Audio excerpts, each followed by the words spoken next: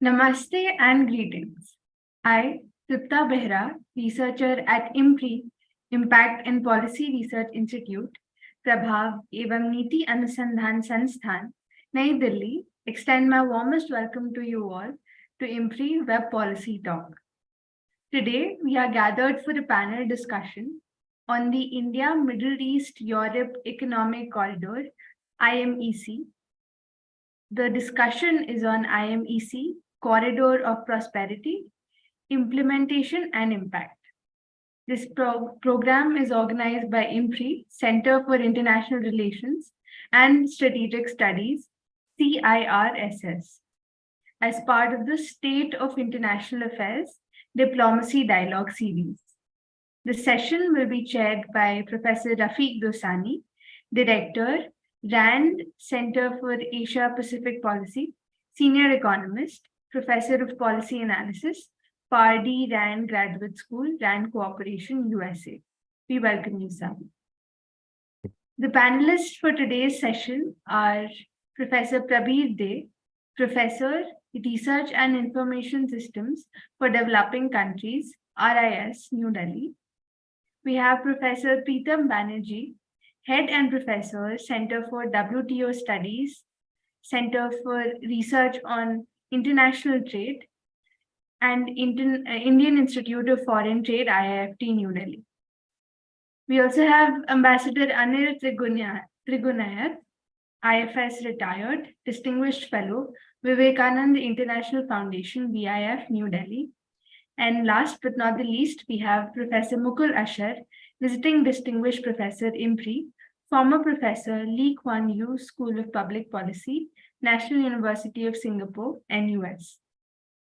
Today's session will be moderated by Dr. Simi Mehta, CEO and Editorial Director, IMPRI. I welcome all the participants to this enlightening deliberation and thank you for being interested and putting your time, energy, and efforts into understanding emerging issues pertaining to international trade and relations and helping us to bring together the practitioners and participants through this discussion for impactful policy research and action. Now, without further ado, let us start the program. I would like to invite Dr. Simi Mehta to start the program and welcome and invite our chair and participants, chair and panelists. Over to you, ma'am. Thank you. Good evening, everyone. Thank you, Tripta. India Middle East Europe corridor by far is the most ambitious corridor in geoeconomic and geostrategic terms. Countries like India, UAE, Saudi Arabia, European Union, and the US have come together to secure global supply chains and generate jobs. It was launched at the G20 summit in New Delhi, and the Prime Minister of India mentioned that it will usher in a new chapter in global connectivity and sustainable development. To quote him, he had said, the IMEC will be a major medium of economic integration between India, West Asia, and Europe. The President of the European Union hailed it as nothing but historic. It is being referred to as a game changer of sorts, and having an outlay or budget outlay of around $20 billion in total. What exactly is this project all about? What are its objectives? How does it impact other countries not covered in the IMEC? What happens to those countries who are members of the Belt and Road Initiative, or they have Belt and Road Initiative projects running in their countries? What could be the implications of the relations between China and the IMEC countries? Would it generate further geoeconomic and geopolitical rivalries? What are the prospects of the sustained progress of IMEC? How different would it be from the BRI? So to answer these questions and discuss them and beyond, the IMPRI Center for International Relations and Strategic Studies has convened this very important panel, very important and timely discussion today with experts in the field.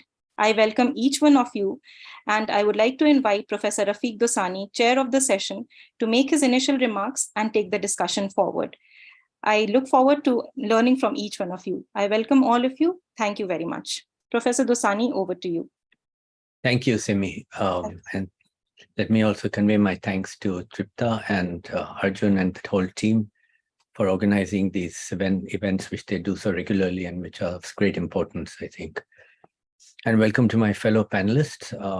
I've been asked to make some opening remarks.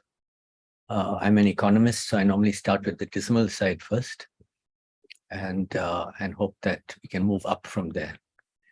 So the dismal side is first that there's been a history of multi-country corridor efforts that involve Asia, many of which have not succeeded. Even within the one that involved India in 2018, Australia, the United States, India, and Japan decided to start this infrastructure initiative to rival the Belt and Road Initiative, the BRI. And there was talk then of what each country would do. One would provide funding, primarily Japan. One would provide technology. One would provide implementation skills.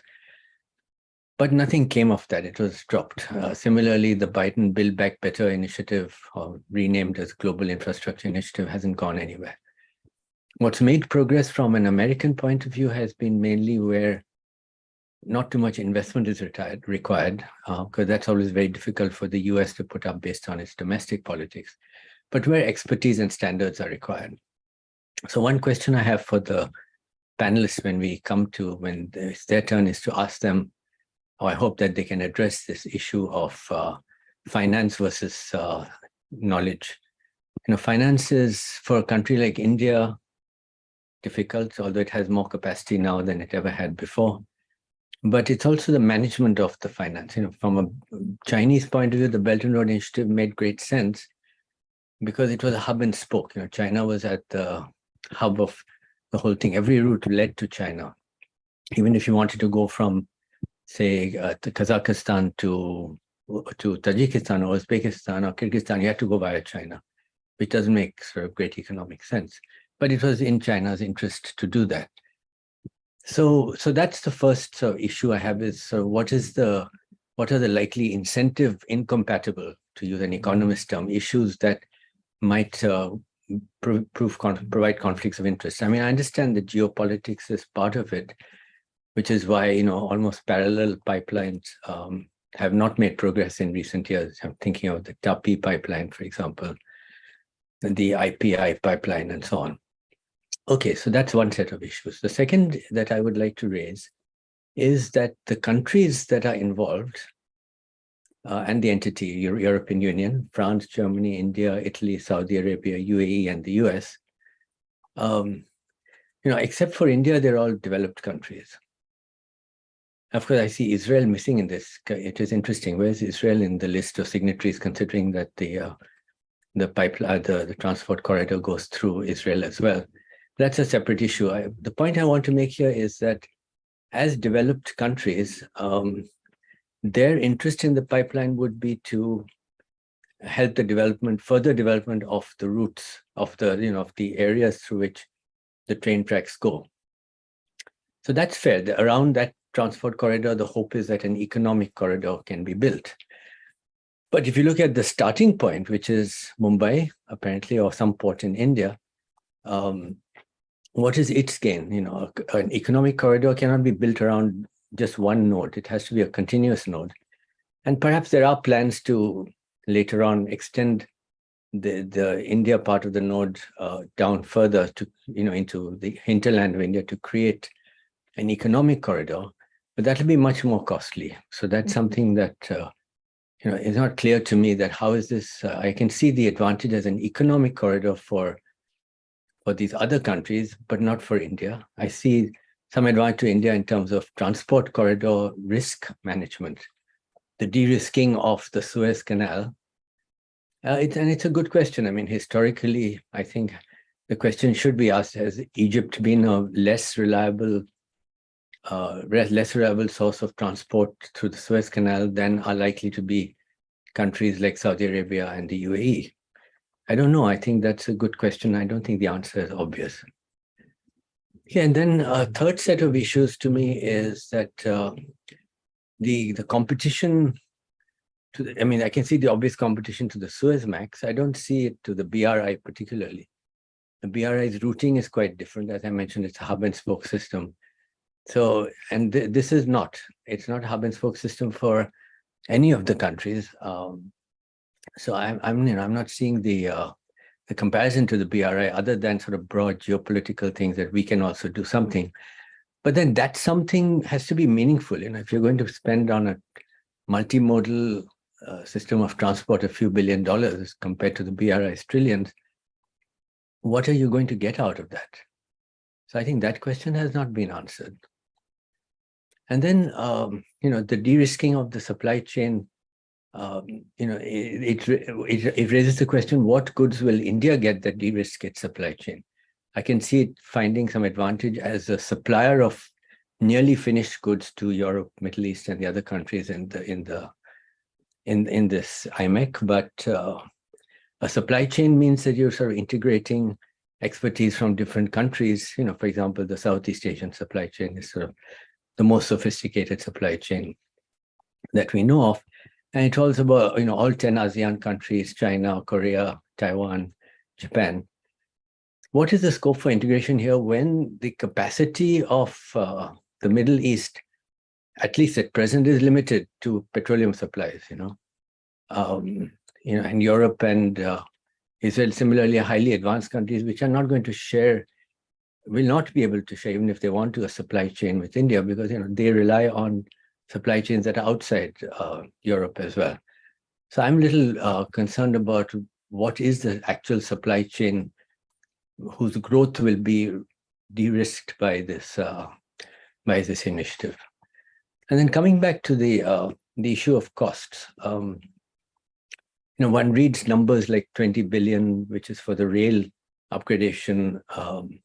I presume there'll be additional funds required for the port upgradation. One of the routes is to go via Piraeus port, and that'll need China's consent, I assume, since they own it. So I think there are other issues around costs and risk that can be raised.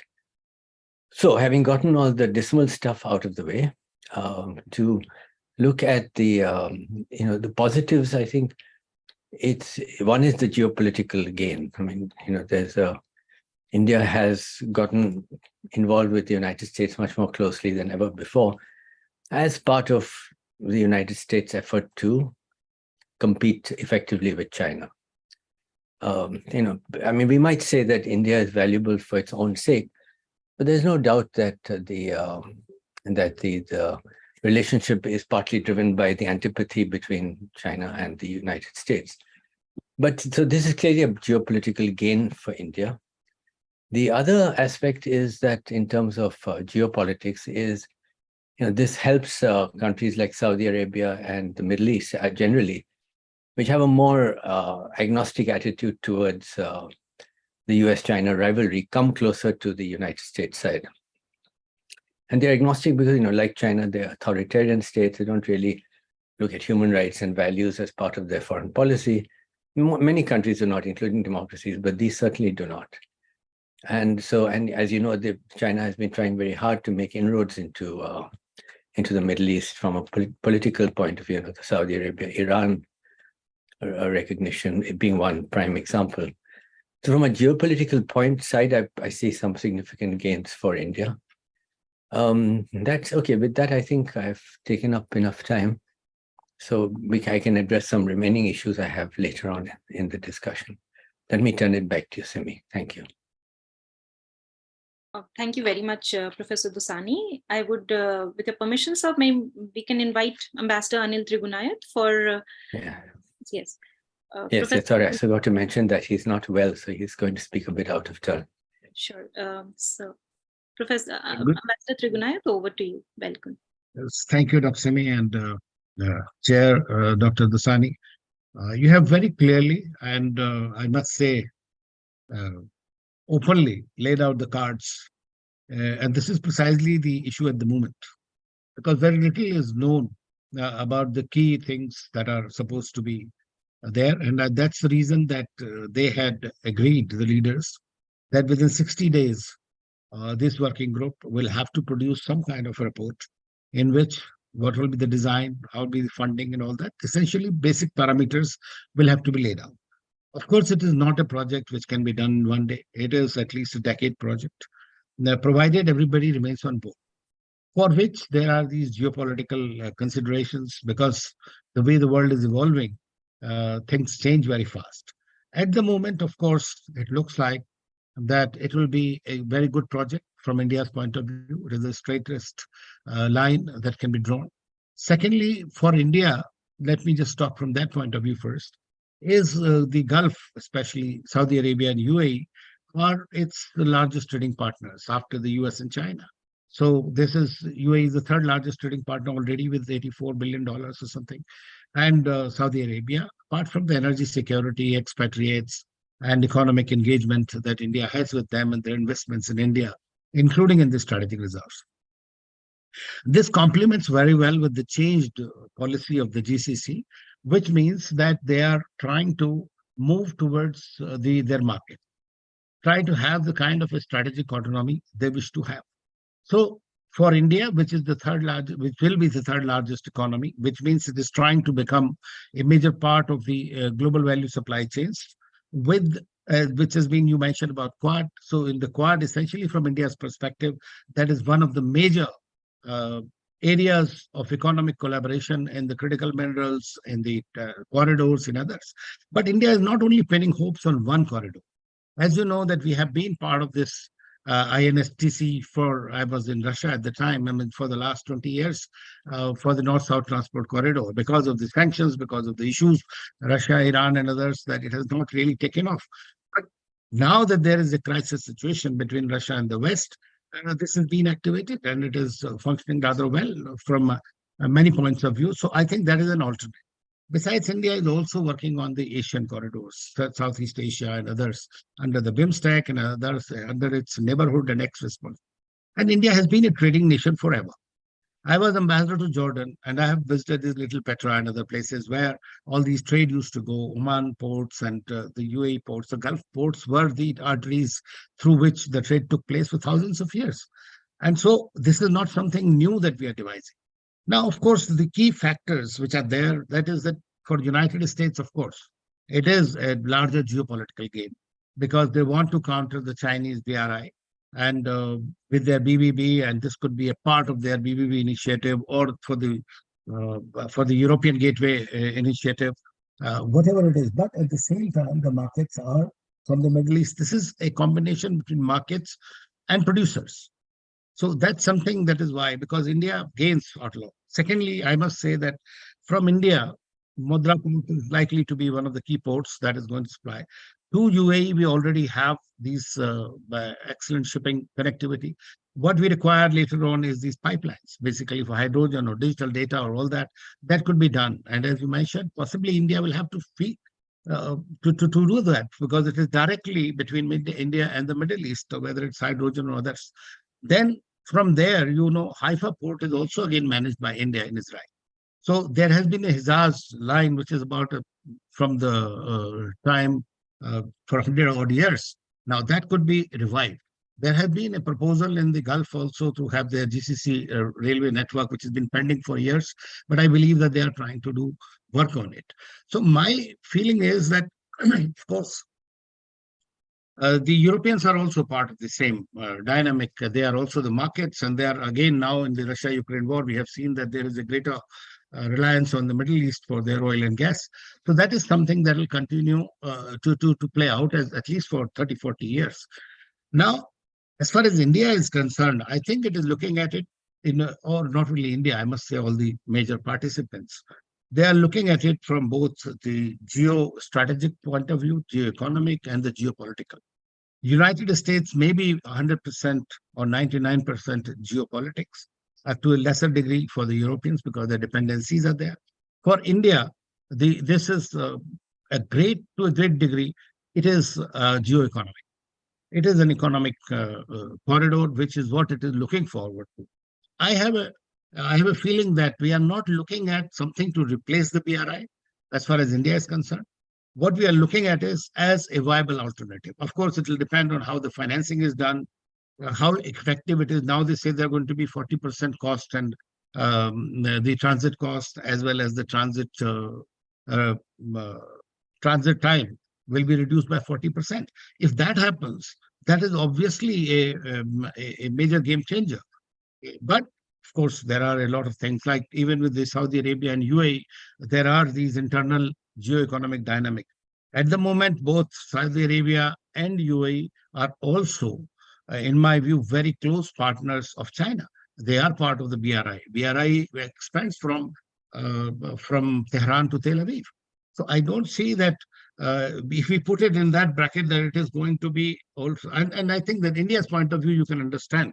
In the Quad also, even though it is a security dynamic, it's a security organization, but India always looked at it from an economic perspective and not from China containment perspective. So I think that those are a few things, pointers I would like to say. And I fully agree with Dr. Dossani that at the end of the day, the proof of the pudding is in eating. Thank you very much.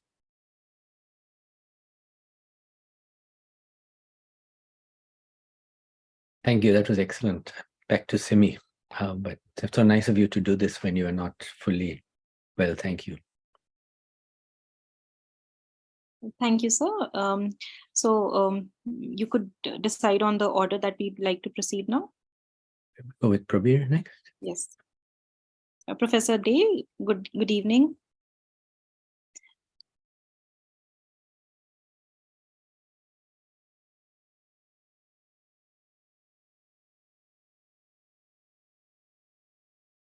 Is he on mute? Prabir, sir, can you hear me? Yeah. Now I can hear you. Yeah. Right.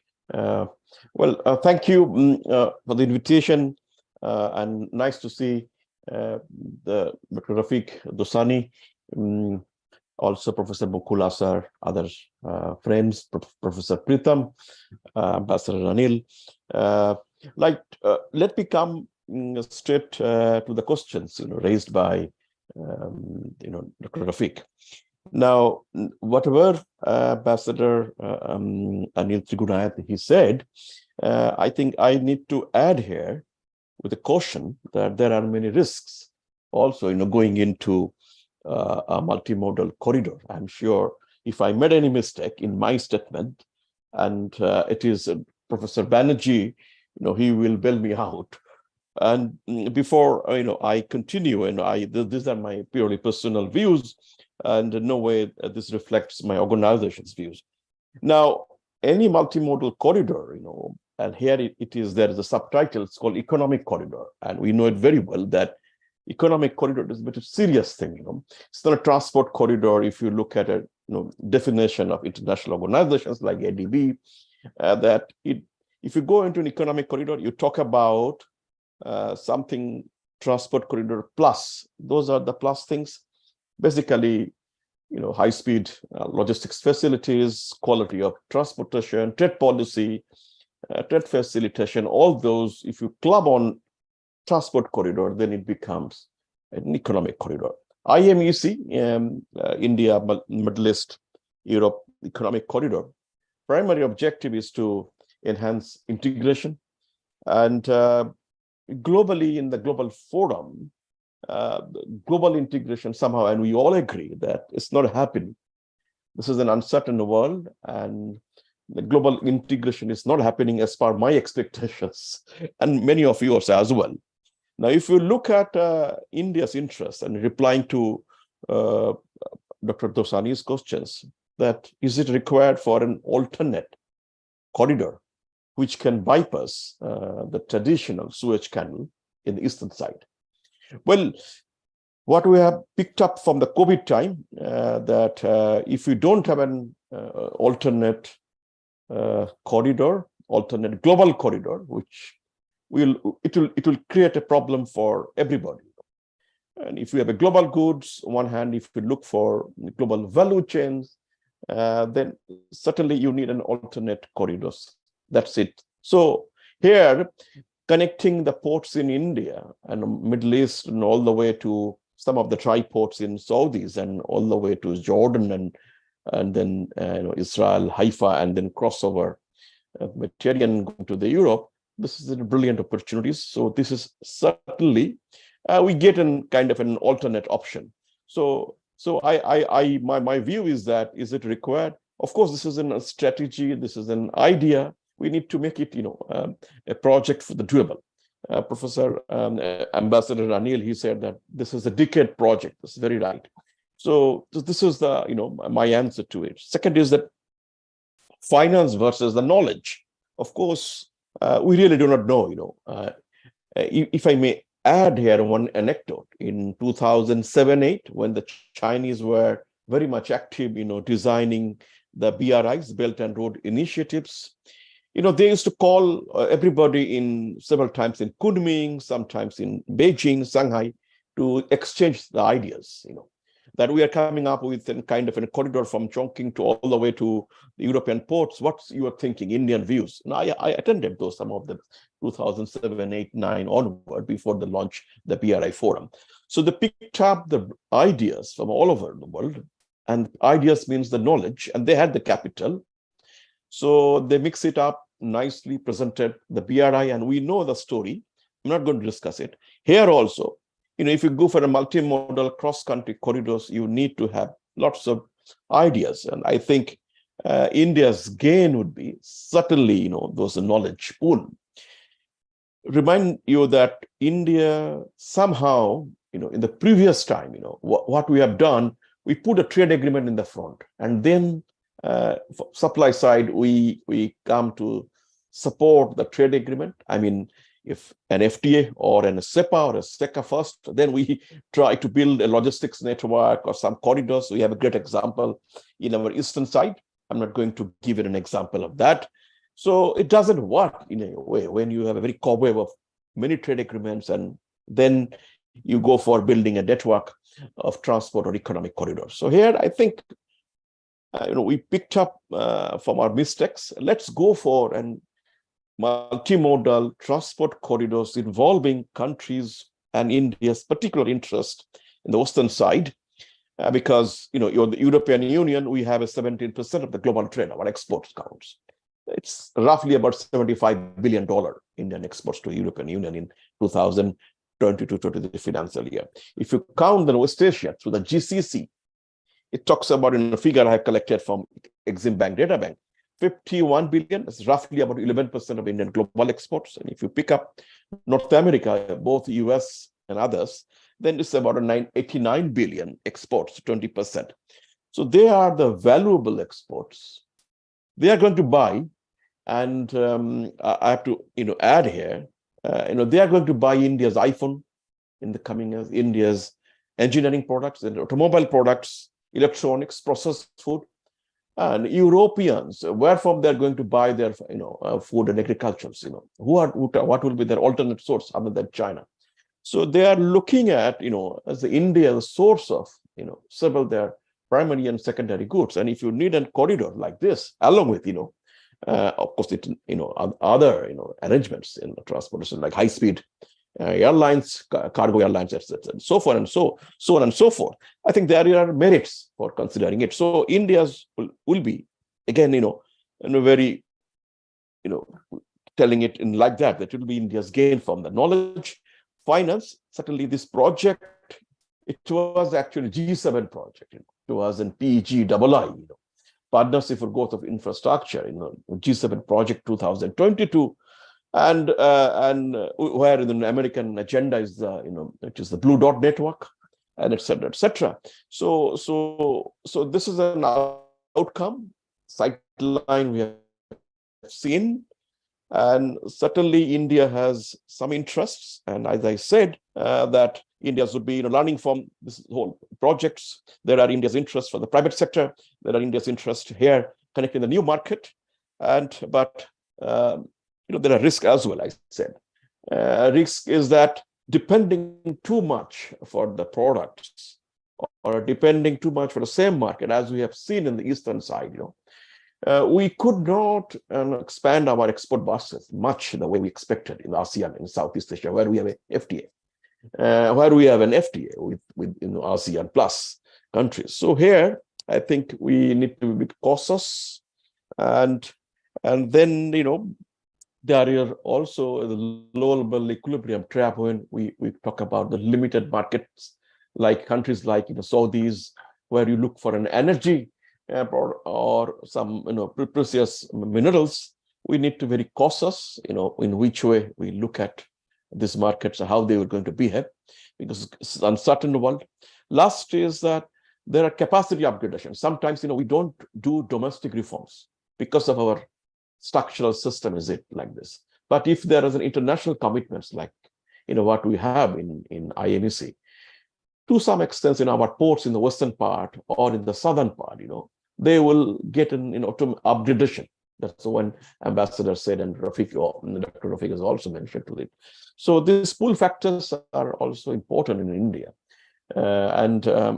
So these are my initial remarks, and I may come back later if there are anything else. So two questions which I could manage to give answers quickly on that. Thank you very much. Thank you, Prabir. Always a pleasure to hear from you. So, Simi, shall we go request Dr. Preetham to speak next? Yes, thank you. Professor Preetham, good evening, welcome. Over to you. Good evening. I hope I'm audible to everyone. Yes. First of all, let me thank IMPRI for inviting me to share my thoughts on this topic, and thanks, Professor Dossani, for setting the ball rolling with your questions. So again, perhaps not have comprehensive answers to the questions you raised, but try to share my thoughts on some of them. So first of all, I think a valid point made by Ambassador Truganiat and others as well, that this is actually, the details of the project are not well known. Of course, we know that there is a railway spur and also some road spurs that are planned, which will connect Persian Gulf ports of UAE and other GCC countries to the Mediterranean coast of Israel, essentially bypassing the Suez Canal, and therefore creating a redundancy, a multimodal redundancy to what is currently a seaborne logistics route. This in itself is not a bad idea, because we have seen that there are instances of operational disequilibrium that happens.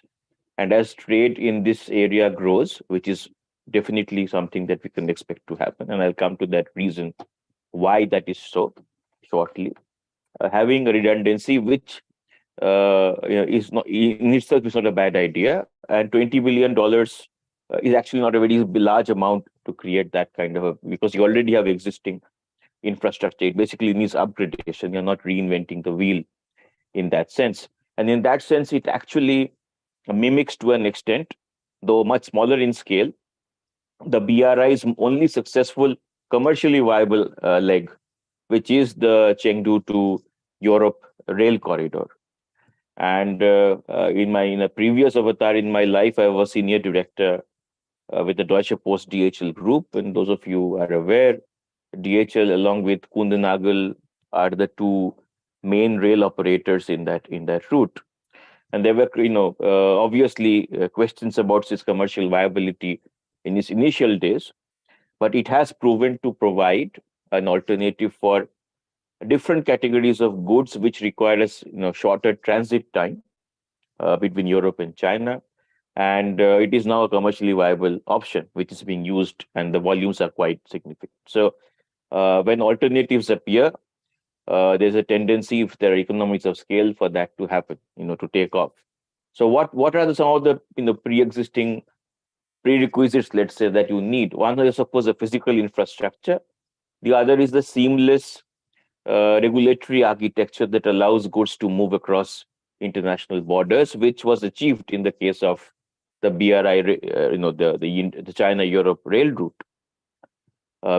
Primarily because China drove that and ensured that the customs administrations and other regulatory bodies of the intermediate states like Kazakhstan, Russia, etc., that were on the route, they kind of cooperated on that project. So the open-ended question here is, along with physical infrastructure, what concepts of trade facilitation will be driven, and whether all the parties involved will actually cooperate and get it done. I think there is some hope that, yes, as it is coming from a geopolitical top-down approach, this might actually be achievable now under these circumstances.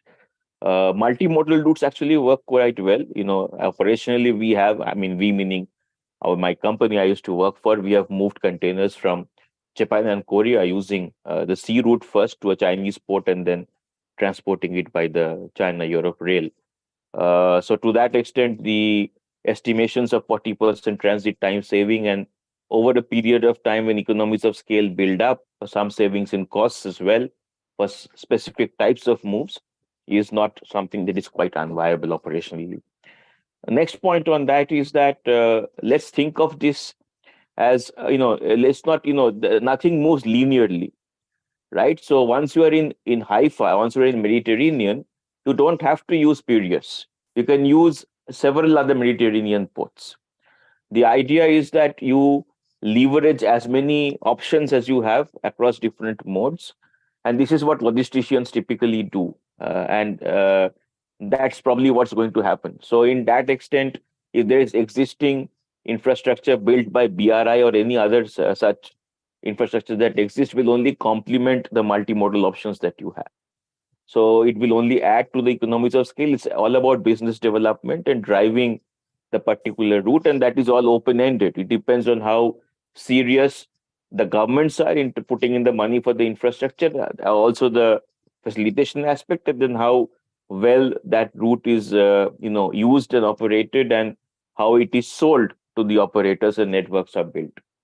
And that brings me to some key points. The way trade works is through trading economies, and the Middle East, especially UAE, is essentially become an outlet for African goods, especially African goods originating from the Indian Ocean region African states, and they are really pushing this role for themselves. A classic example is a lot of the rice trade of India is actually going through, though the rice is being exported to multiple countries, it is routed through Middle East. So to that extent, there is enormous amount of interest by the UAE to emerge even stronger as the hub for these trading economies that, and this is the hub and spoke that actually can be built out of, though it's not quite explicitly visible today. A lot of our African trade goes through Middle East.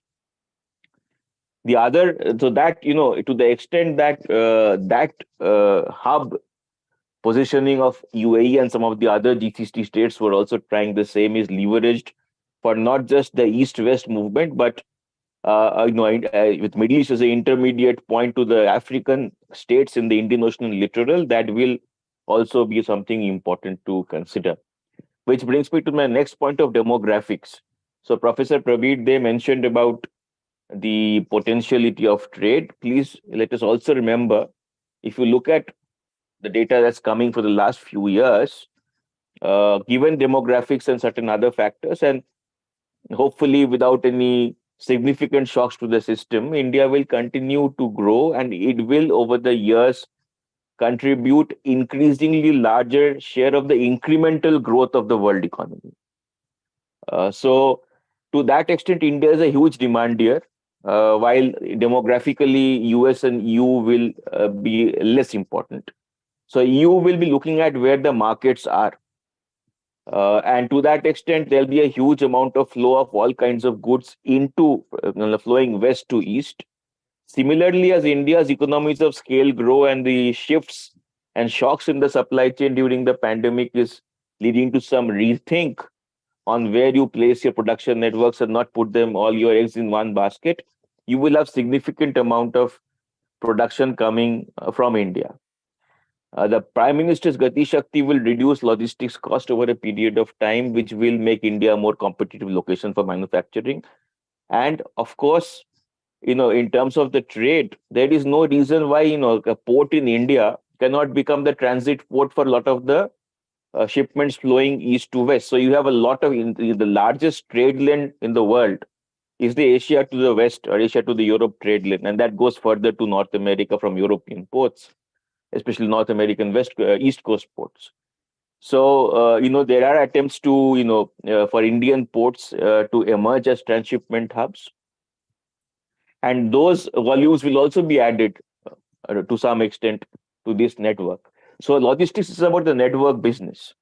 And there is huge amount of scope of developing these networks. Last point is that let's not forget the technology shifts.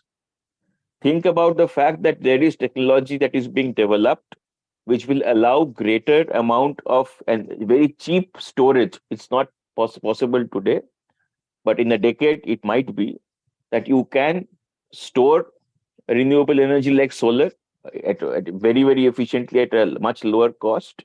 And also you can have more efficient grids which distribute this further at a lower cost. To that extent, countries like Middle East and India are prime candidates for generation of solar power and can, with future technologies, power at least parts of Eastern Europe and Southern Europe through integrated grids that connect these regions together. Of course, people have already mentioned the green hydrogen pipeline. That is another area where this corridor will probably play an important role. The last point I will let you quickly mention is that and it was mentioned by Ambassador Trigunia when he mentioned about the North-South corridor, which for obvious reasons of sanctions and other didn't take off so much. But that corridor actually connects the two most important swing states in the world today, Iran and Russia. And there is no reason why that India as one of the key players of this corridor, and also a initiator and conceptualizer and financier of the North-South corridor, cannot over a period of time play the role of mediator like the US is trying to do. I mean, one of the IMEC key goals is normalization of relationships and development of economic linkages between Israel and the Arab states. So there is no reason for India not to also visualize a situation where it helps normalize relationships between Iran and Russia and the United States, integrates the IMSTC to the IMEC because they complement each other, and then use the network effects of both these corridors to connect an interlinked geography which goes north to south all the way to the littoral states of the African states in the Indian Ocean, with the Middle East acting as a hub, and then east to west, connecting India to Europe, and then further up north to Russia and the Baltics. So to that extent, it will become a very significant global interlinked linkage of transportation. No linkage like this is standalone. It will be a competitor and a complement to BRI, parts of the BRI. Again, it will offer opportunities for India to develop its value chains. The essential point is that being a participant and an equal player in this corridor and being in a sweet spot in terms of its demography and other factors, if India plays its cards right, this is an opportunity from an Indian perspective. It's an opportunity for the Middle Eastern states because they envisage themselves as a global trading hub. It allows them to, build on that dream because they are going to be center of a very significant system of linkages.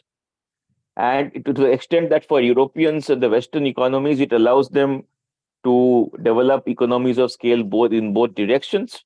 It is of economic interest as well, apart from the geopolitical issues that we have discussed. So I'll stop there and thank you for giving me the time to express my views. Thank you, Dr. Pritham. That was excellent. Several fundamental points as well as a vision of the future. Certainly worth discussing when we get to the panel discussion. So, Simi, should we invite Dr. Mukul? Yes, Professor Mukulashan, good evening. Over to you. So please unmute. Yeah, you are unmuted. Oh, Yeah, you're audible. Yes, sir. okay. Yes, sir. Thank you very much for inviting me to this panel discussion on IMEC. I feel a bit of an outsider because this is not my primary area of research. The previous speakers have made many excellent points. What I would like to do is to make few remarks that are complementary or in addition to the remarks that have already been made. First, from the previous discussions, and it is clear that IMEC the multi-country, multi-year project, and it's a mega infrastructure project where there are a lot of complexities that are accentuated with this kind of framework. And one of the key aspects in these kind of projects, or two key aspects, one is the project management.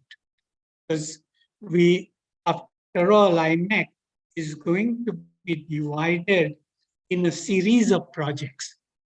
So what my suggestion to the working group would be to create an overall project management office that has all the stakeholders. And then as the specific projects materialize in different parts, have the sub-project management office as well. Because I think PMO in any infrastructure plays a very, very significant role. The second area where, when we look at such large infrastructure projects, is the procurement point of view. We know that countries do fight over how much of the procurement amount, their share that they get when there are in multilateral institutions, in others, and other projects. Now there is more competition for this. So what was mentioned by Professor Pritham about the other reforms, and Professor Day as well, that procurement reform or procurement procedures are something that one would want to be very robust in order for the success of IMEC. That is my first point. The second area which I would like to touch is that in all the previous speakers' discussions, the emphasis has been on goods. There has been some mention of pipeline. But if we examine international trade today, the growth of service transactions in international trade is faster than that of the goods transaction. We should not forget that when there is a multi-year infrastructure initiative of this type, that the GDP will also continue to grow. And the share of GDP of what Dr. Dossani mentioned about that there are developed countries and developing countries. Frankly, I don't find those distinctions very valid or useful anymore. But that the share of if we accept that definition, the developed countries in GDP over time, according to many research, is projected to decline, but the overall GDP will continue to grow. Now, when we look at globally, trade is about 50% of GDP, and therefore, even if Suez Canal is bypassed or something, that doesn't mean there won't be opportunities there as well, because the large volume that would be generated with a larger global GDP can provide the scale that is that is needed. Now, already the discussion on IMEC has mentioned that there will be 3 industrial corridors: food, green energy, and and one other that will also come up. So the food and green energy are of food security is of interest globally, and more the dynamics of the supply chain and logistics can be developed, and of the green energy. This was mentioned in terms of solar energy, and the other is the other renewables are also part of the initiative. Now we know that the this is a proposal. It's a very new proposal. The working group is to give the report in November, and we will be able to move forward. But there is a will, if you may, to cooperate on these kind of projects, even though some like US may have geopolitical weight, which is greater than geoeconomic. India is the other way around, where it is geoeconomic, which is dominating. Now, in this, I don't see the dichotomy between finance and knowledge. Knowledge has been diffused, and to a large extent. Now, of course, the kind of knowledge aggregation and knowledge chain and concentration that countries like Europe can have, and US can have, the others don't. But that doesn't mean that the knowledge will remain static. Finance, if we look at Saudi Arabia, it has finance, and India is also willing to invest. So we'll need to look at this initiative in terms of the larger canvas of India's Sagarmala and Bharatmala projects, because India realizes that its share in total global shipping, ports capacity, others, is below what it should have if it is to realize the goals of the Amrit Kal ending in 2047. So my suggestion would be not to regard this project, it's in a static way, or from the past extrapolations, but to try to think in a dynamic way how the opportunities can be created through the discussion in this kind of project. And what Prabir they said is very, very relevant in terms of the discussion. And India's chairmanship of G20 showed how much knowledge that was shared. So India is also, the Sagarmala is developing its ports and its ports capacity. Bharatmala is connecting ports with the remaining part of the country. The multimodal transport is being created, knowledge is being learned, experience is being learned. And I think as we move forward, this in a dynamic way, this would be positive. Having said that, of course, there are risks. There are political risks. Saudi Arabia today has a vision of becoming as good as Europe in a certain period of time, according to their official statements. That could change, and other things could change in between as well. So yes, the political economy, political management, and dialogue, the rule-based order in its true essence, not just in words, where words are spoken of rule-based and the behavior is different by some countries.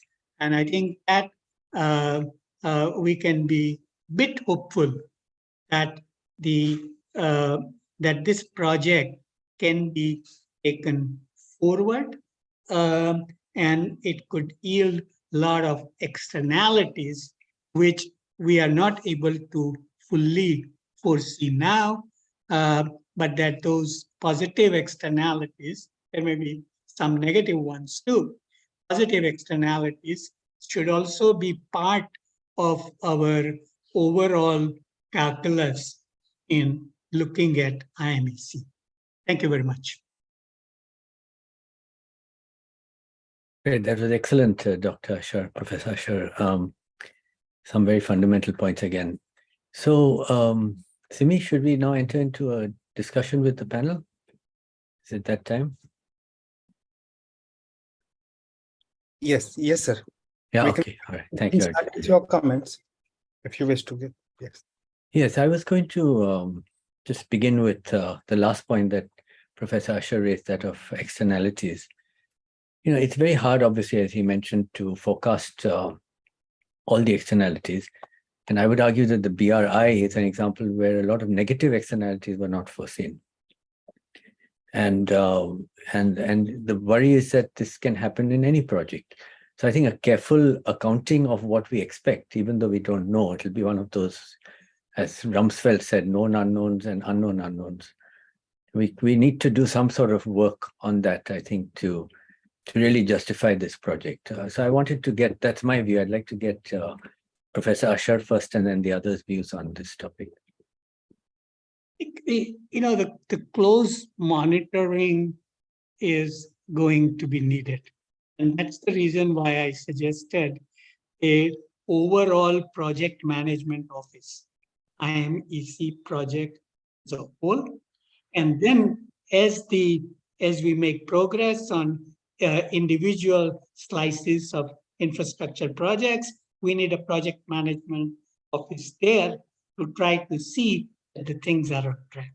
And the working group should also work out the procurement angle part, because if procurement is not done well, some of the cost savings and the cost effectiveness which we are hoping to get, we may not get. So yes, the project management is a very difficult area at best of times, but this is something that I would put more emphasis on. And the research think tanks like IMPRI and others should also, RIS and IIFT, should also be creating some expertise in following IMEC. I think what happens is these big projects get announced in meetings like G20 and so on, a lot of enthusiasm initially, but no sustained focus over time. And that's what we as researchers can help provide. Right. So what you're saying is that maybe you need a secretariat, say, based in India, which could not secretariat, like but the project management office, and that is, but with some because, authority, right? Well, that will be up to the stakeholders as to what they can, they can agree how and where they locate. I don't think, that is up to the stakeholders. But what I find is that the project management office this is a project, and we need to look at it as a project and a series of projects, so that those series of projects, how are they managed? And usually, there is no professionalism that is involved in terms of managing, overseeing, correcting, and feedback and all that. And we should try to build all those into it. Yeah, that's why I said a secretariat, because you need to not just evaluate, but also to make mid-course corrections. So you need some group that's empowered. But let me get Prabir and Dr. Pritam's views on this, on the need for some sort of coordination initiative. Well, see, this is a very noble initiative, and all of us are on the same board. Many benefits, but there are many externalities as well. Professor Asar is very right. His wisdom matters to us. So he said the project management, because that's what the crux of the problem. We have a big idea, big plan, but very weak in implementation. So over time, all ideas, that get fizzled out. Soon after this project was announced, I prepared a very quick ready reckoner. That what are the corridors, etc., available, what is India's interests, and of course we don't expect these corridors to be completed overnight. It takes time. As you progress, you generate benefits, advantages, adding GDP. Now, particularly this project, I think there are lots of things to learn. One is, three examples I can add, substantiating what Professor Asar said in terms of the project implementation. One is, ADB has a great experience. They have a similar kind of, cross-border connectivity projects implementation experience, like in CAREC, SASEC, a limited scale in the SASEC, but large way in the CAREC, region, sub-region, and the GMS. What ADB guys, they tell that, look, if you have multiple stakeholders, but you need to rely on one implementing agencies, and the approach should be very inclusive, then we would be able to do the things. So that's why, I think there are lessons from ADB we can pick up, as well as an Inter-American Development Bank, which they have done to some extent in the Mercosur, and the World Bank as well. So there are examples available, and we can learn from there. And there are 2 points to add to the externalities. One is the Americans are itself is a very, very unreliable. There is lots of hype, lots of euphoria. They call it a strategy, and the strategy is not a good word all the time. So if the change in the government in Washington, so the things will be different, So we have to be careful how they place it. And third is that we don't see much in this corridor, This is a corridor for diplomats, it's a corridor for economists, for a whole lot of stakeholders, to work on it. So political relations between the partner countries here, is very important. Today, India, EU is the FTA partners. Tomorrow, if there's something happening politically between the countries, who knows that this project will not pick up at all. So these are the very crux of the problem. These are the real, disadvantages. Of course, every large-scale projects will have this kind of challenges, and we need to overcome. So thank you very much for giving the opportunity. Thank you. So before Dr. Pritam leaves, because he just sent a message that he has to leave in a few minutes, I would like to ask him about the point he raised that, which was, I think, and partly answered my question, is how will this be an economic corridor for India if it only involves 1 or 2 ports? And he pointed out that, well, long term, it could be an entrepot, that it will be a place where goods are supplied from, say, Sri Lanka or Southeast Asia, and then value added if necessary and sent on to the developed countries of Europe. The other part he raised, which was Prabir's point, that the timing, it makes sense to look at corridors before you look at trading arrangements. Free trade agreement should follow upon the existence of some infrastructure like a corridor. I'd like Dr. Pritam, if you comment on both of these. That do you think that your vision of more of the port in India being more than just a node to be, what is the reality behind it becoming a part of an integrated supply chain, backward integration into Southeast Asia or within India, or South Asia generally, as well as the idea of it becoming an entrepot? Thank you, Professor Dossani. I will I'll turn off my camera because I'm in transit between two meetings. I'm standing outside the building, so it's kind of light is bad, so I'll turn it off. You look fine though. All right. So first, before I answer your question, Professor Dossani, if I may talk about the externalities point. I slightly disagree with my esteemed colleague, Professor Prabir. The examples, and in my other previous avatar, immediate previous avatar was in ADB as logistics expert. So I think the big difference between the GMS or the BIMSTEC corridors is that they are not really a single project by, in collaboration by multiple countries. They're an amalgamation of national projects which then combine together to become cross-border corridors. And then what ADB really focuses on is to try and develop cooperation at the border points or at the ports of exchange.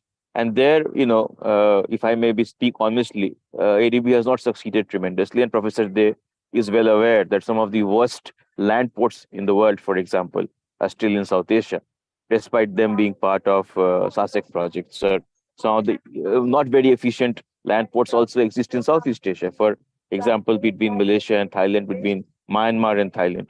So those, whereas national projects have got implemented, the cross-border aspects in many of these corridors still remain work in progress. And that's where I was saying that I don't think a project management team is the answer, because where China succeeded was that the fact that China was driving the whole thing. It was one country driving the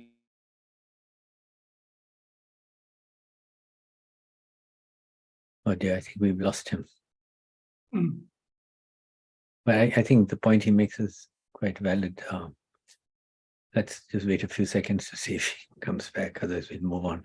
Am I audible now? Yes, you're back. You were making the point that China drove the BRI. That's right. So, and there also where China had greater leverage, for example, in Russia, Kazakhstan, and all of those countries, they could drive the China-Europe rail. On the other hand, where there was lesser leverage, where governments kept changing, it's, in Kazakhstan and Russia, governments were stable. They were more, they were autocratic states, similar to China.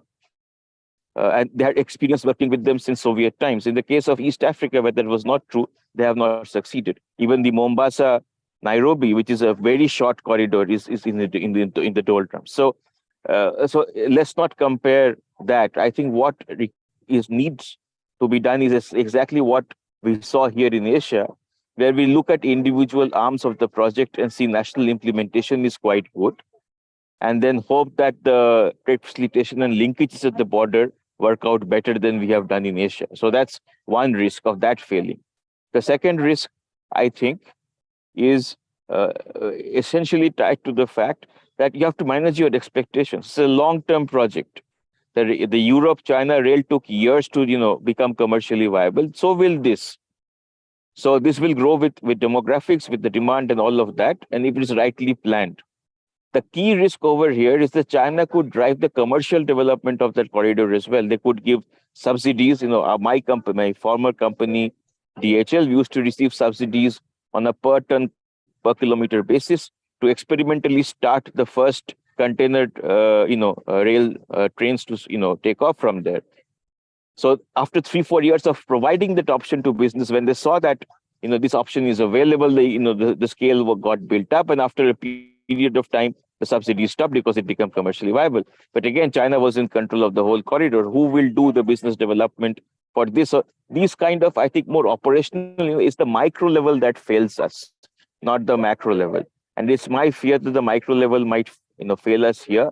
And the project management unit is not the answer. I think having a solid plan for all of these, aspects, learning from our mistakes of what we did in GMS and other parts of the world for other corridors, perhaps would be the answer. Who and how they will, develop these plans, do the exception management, how the coordination between states will happen. And I think all open-ended questions, which is the big risk. To come back to your question, sir, I think I will just leave you with a 3-minute example that if large firms drive vision, right?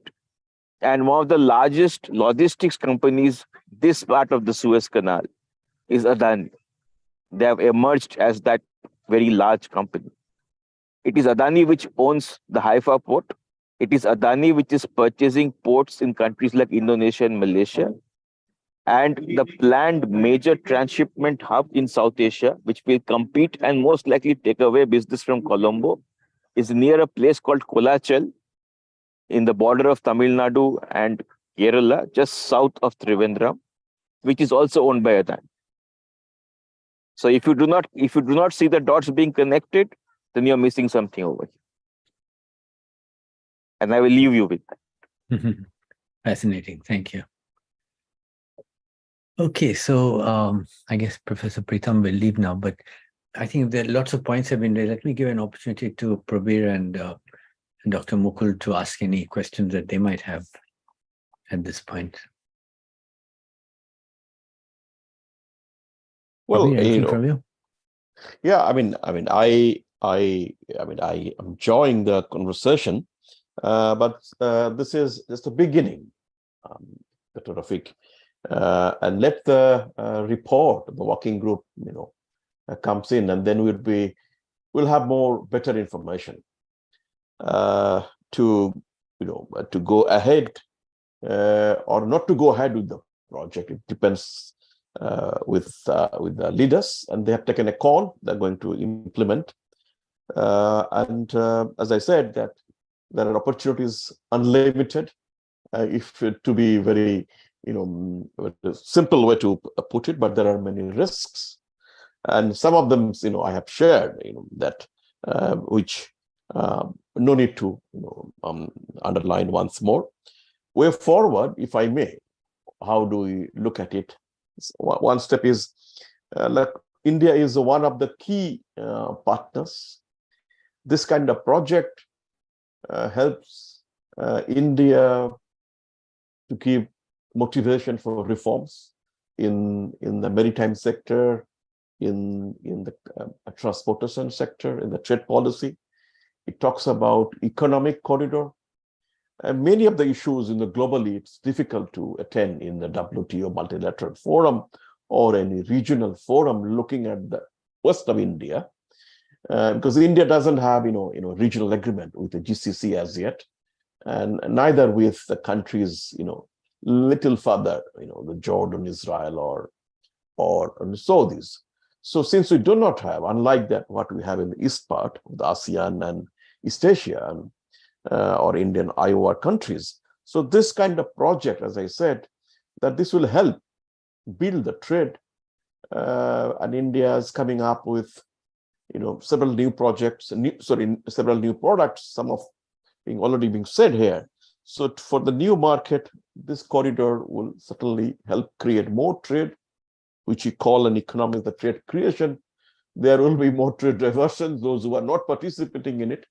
Perhaps, in a way forward that, this project, if it's implemented and coming out after a decade, this will perhaps, motivate the participating countries, current and to be, who will be joining, to go for an, trade agreement. So this would be, kind of a way forward from my side on the IMEC. And the last, that if you, as I said, that risks purely which will be, political relations. Countries have lots of interest. In the eastern side, we have several of these corridors, and those are really, not actually helping us, but here, since the corridor coming first, trade will follow. Then some of the members are, of course, one of the largest trade partners. What we see, is a good call. Numbers of the value chain, the production networks might appear. Let's see, how it gets unfolded. Politically, it's a big challenge because, as I said, there are, interest might fizzle out because of the global dimensions, political dimensions in particular. So I hope all the best for the IMEC and IMPRI, both the two alphabets are very similar to each other. Thank you very much, Professor Asar and Dr. Rafiq and other panelists Nice to see you. Thank you. So we'll take that as your closing remarks. But I want you to comment on one thing before I turn over to Professor Asher, which is that, you mentioned, I asked the question about, you have the Suez Canal and you said we need an alternate. Now, so if the Suez Canal was deemed risk-free, it's not, but I'm just saying, would there be any need for IMEC? Well, of course. See, these risks are, as you know, Dr. Rafiq, that these are risks are, very much static today. And one of the container vessels of Chinese closed down, enter canal, remember, the Chinese container vessels, and there was a huge shocks on the global supply. It's 2 years back. Later on, we dig it out. What happened? Because the shipping company gets bankrupt, they need to claim huge insurance. And there are lots of things in that. So as alternate, moving from the east to west, a corridor like this, a country which comes in middle, which is in India, certainly it adds to its resiliency. So that's why I said that. And from the COVID time, we've seen it that if you don't have an alternate route, anything will happen. And many of the households or individual or the companies, they do multiple insurance. We don't need fire brigade every day, but we need some time. So that's the point I actually highlighted. Thank you. Thank you. Professor Asher, your closing remarks? I don't really have any substantive additional points to make. What is clear from our discussion is that we are at the moment discussing without the benefit of the working group's report. So what I would suggest to Arjun and Simi is that once the working group report is out, a similar type of discussion can be arranged, and some areas where what the working group is saying, some good research areas can be identified, which can be worked. Because this is something that is the contribution that the think tanks, the researchers, academics can make. Good, great point, Dr. Asher. So let me wrap up with a few closing comments before I turn it back to Simi. And I think what's come out in terms of learnings are quite significant in this discussion. One is, we've been talking about it's too early to tell, but actually a lot has been told. We have learned a lot in this session about the risks, the sequencing of reforms. We haven't discussed costs that much, but I think the vision for what it can mean for India came out very well in all three panelists' remarks. I think some of the concerns have also been expressed. One thing we didn't discuss in much detail was the costs. Again, Dr. Asher is right, we don't have the data yet, but we can see that if one Suezmax ship can carry 136,000 tons of cargo, where your full-size 108 wagon train can only carry 12,000 tons, it's less than 10 times. You're going to have trouble competing with the Suez Canal, made even more challenging with multimodal systems. So I think that's an area I hope that the working group report will cover. And I think the whole issue of what it means for India, which all of us have raised in terms of development, I think needs some clear thinking. I buy completely Professor Asher's remarks that good project management is key. I understand Prabir mentioning that, in addition to project management, I think that was Dr. Pritam mentioning that, you need more than that, because otherwise you'll have the risk of failure if different countries cannot agree on what needs to be done. So it's, that's a higher level problem. And one that has bedeviled, for example, the initiative I mentioned earlier of Australia, US and India to create a corridor. I also think that this whole issue of trying to compete with the BRI, I completely agree with Dr. Pritam. That's really silly, because you don't need two identical transport corridors trying to maybe a few hundred miles apart, trying to get business from each other. it won't work. And China actually has a big advantage because it's been cultivating this for some time now, some of these projects. I think it makes sense for each country to see its benefit, look for partners where possible. That's not how this one necessarily was driven. It was driven, I think, partly by geopolitics. But hopefully India saw that this will be in its benefits. I think looking at India's benefits, see, the other countries are all developed countries. I mean, for them, yes, they'd like to develop more. But for India, there's a huge value add to making this really successful. So with that, I'm going to end my remarks and let me hand it back to Simi and Arjun to close out the session. Thank you. Thank you, everyone. With that, Tripta, we can go for vote of thanks. Thank you Yes. so much, everyone. As we come to an end of a panel discussion on the India, Middle East, Europe Economic Corridor, IMEC Corridor of Prosperity, Implementation and Impact. I, Tripta Behra, researcher at IMPRI, Impact and Policy Research Institute, would like to propose the formal vote of thanks on behalf of IMPRI, Center for International Relations and Strategic Studies, CIRSS, New Delhi.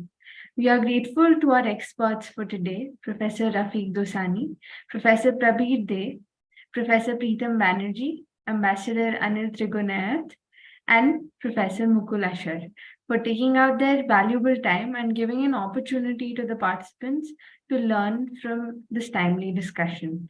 We thank all of our participants who have actively participated in today's deliberation. We are grateful if you are watching us later on YouTube or listening to us on our various podcasts or reading our publications.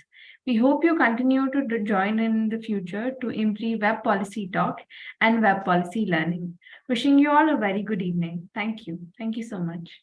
Thank you. Thank you. Thank you. Thank you, everyone. Thank Thank you. you. Thank you.